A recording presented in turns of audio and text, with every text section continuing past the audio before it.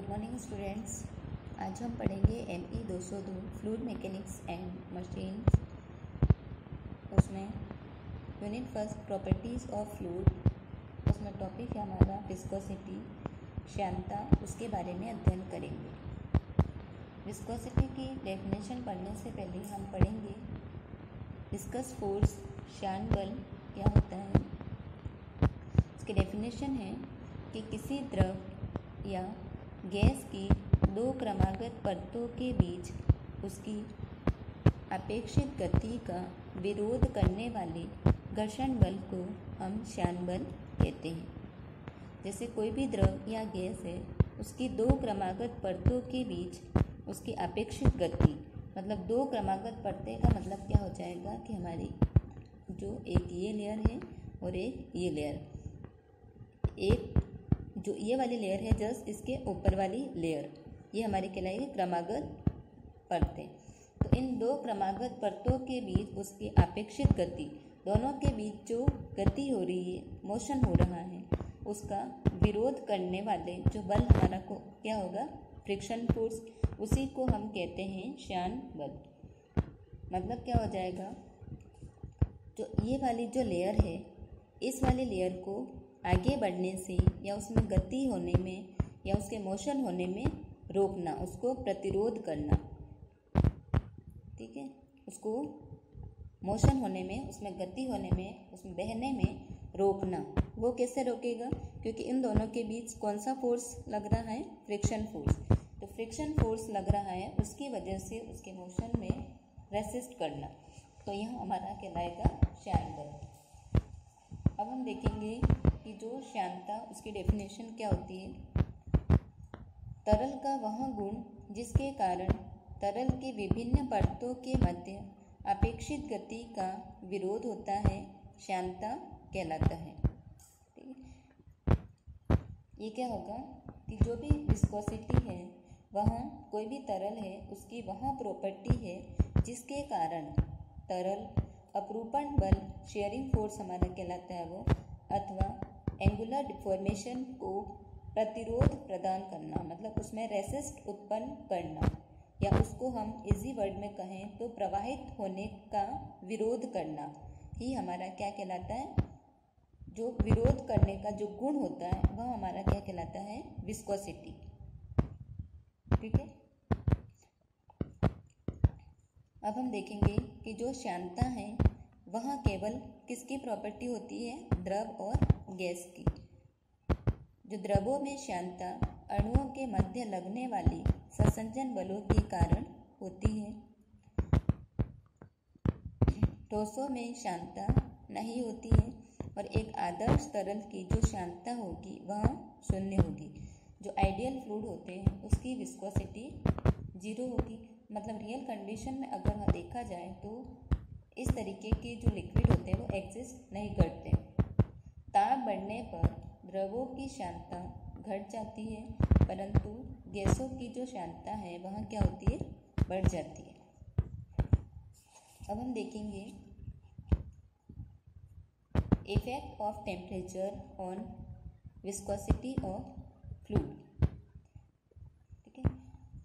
जो फ्लूइड पर टेम्परेचर का, मतलब विस्कोसिटी पर टेम्परेचर का क्या फर्क पड़ता है।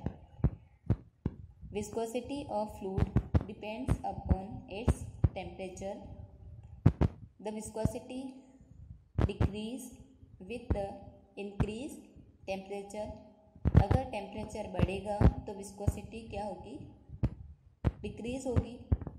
जैसे हम देखते हैं कि अगर कोई भी मोमबत्ती है, कैंडल है, उसको हम अगर जलाते हैं तो जलाने के बाद में वह पिघलने लगती है। इसका मतलब क्या हो जाएगा कि जो ज़्यादा फ्लो हो रहा है उसका मतलब उसकी जो विस्कोसिटी क्या है, कम है। इसका मतलब क्या हो जाएगा, अगर हम टेम्परेचर बढ़ा रहे हैं तो उसकी जो विस्कोसिटी है वो डिक्रीज हो रही है। अगर गैस के केस में अगर हम देखें तो टेम्परेचर बढ़ेगा तो विस्कोसिटी भी बढ़ेगी। अब effect of pressure on viscosity of fluid. तो इसमें क्या हो जाएगा कि जो भी विस्कोसिटी है वो इंक्रीज होगी विथ इंक्रीज इन प्रेशर, अगर प्रेशर बढ़ेगा तो जो विस्कोसिटी है वहाँ भी इंक्रीज होगी।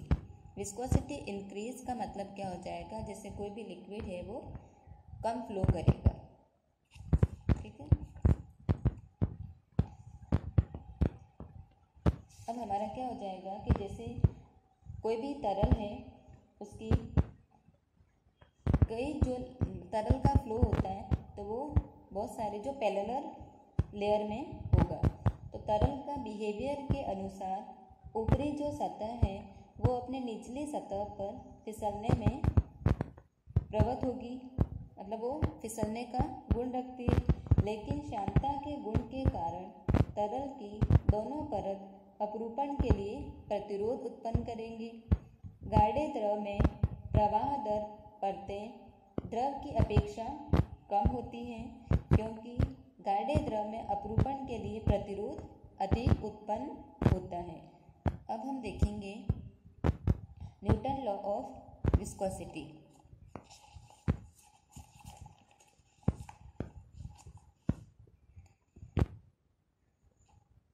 न्यूटन लॉ ऑफ विस्कोसिटी क्या होता है, किसी तरल के एक निश्चित कोणीय विरूपण के लिए अपरूपण प्रतिबल तरल की श्यानता के समानुपाती होता है।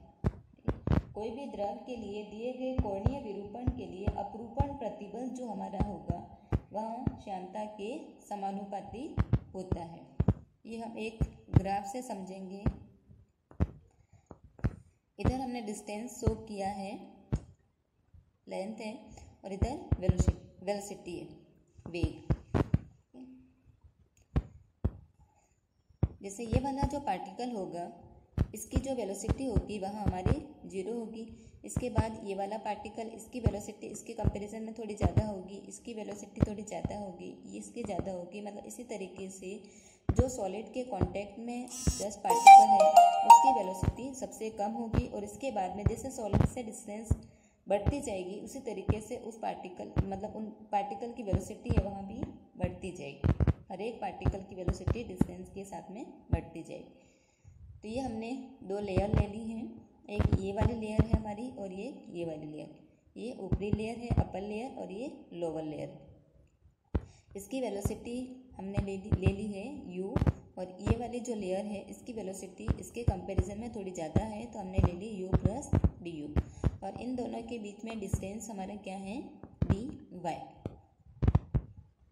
ठीक है, और दोनों में वेलोसिटी में डिफरेंस कितना हो जाएगा du। इस लॉ के अकॉर्डिंग जो शियर स्ट्रेस है किसके प्रोपोर्शनल है, change of rate of change of velocity with respect to y। तो शियर स्ट्रेस इज प्रोपोर्शनल होगा हमारा, ये क्या है वेलोसिटी ग्रेडियंट। तो शियर स्ट्रेस प्रोपोर्शनल होगा हमारे इस वेलोसिटी ग्रेडियंट के, तो ये क्या है du अपॉन dy। ये हमारा प्रोपोर्शनल का सिंबल है, और ये सिंबल हमारा क्या है टाउ, जिसको शियर स्ट्रेस का ये सिंबल हमने लिया है, इसको बोलते हैं हम टाउ। इस proportional to du upon dy। अब हमने क्या किया, इस प्रोपोर्शनल का जो सिंबल है उसको हम हटाएंगे तो उसकी जगह क्या आता है, एक कांस्टेंट आता है tau is equal to mu.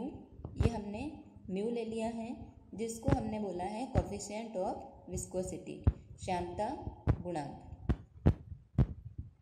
तो ये हमारा क्या आ जाएगा, tau is equal to mu du upon dy। du हमारा क्या है वेलोसिटी में चेंज इन वेलोसिटी, और dy हमारा क्या है चेंज इन डिस्टेंस।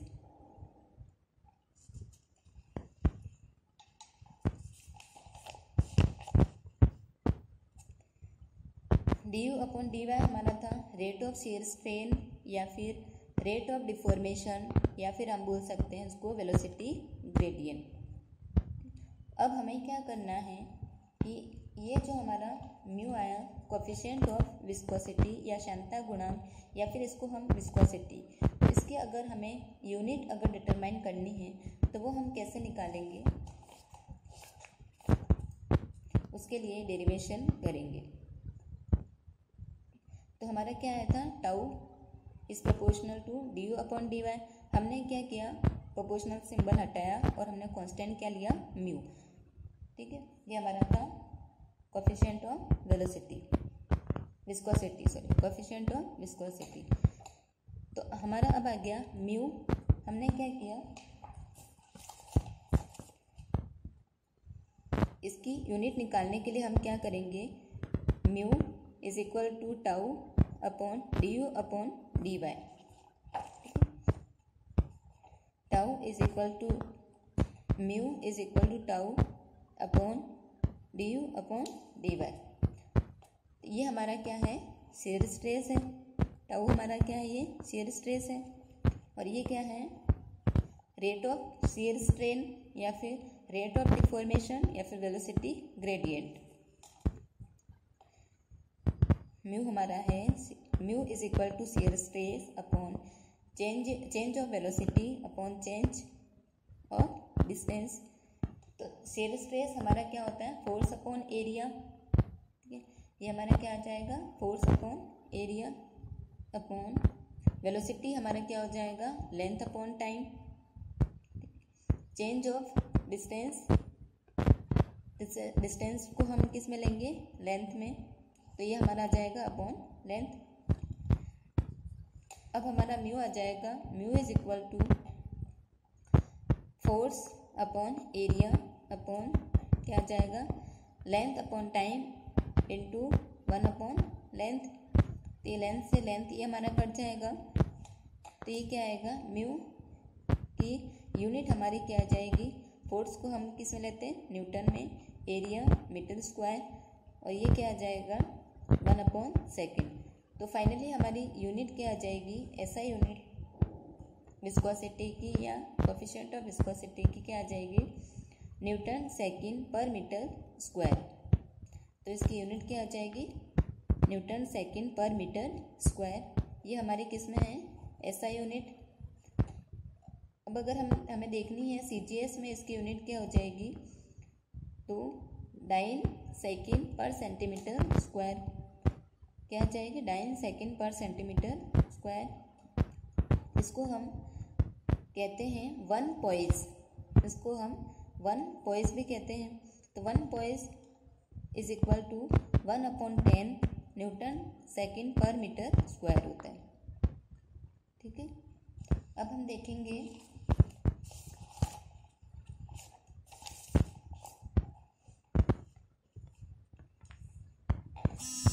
इसकी यूनिट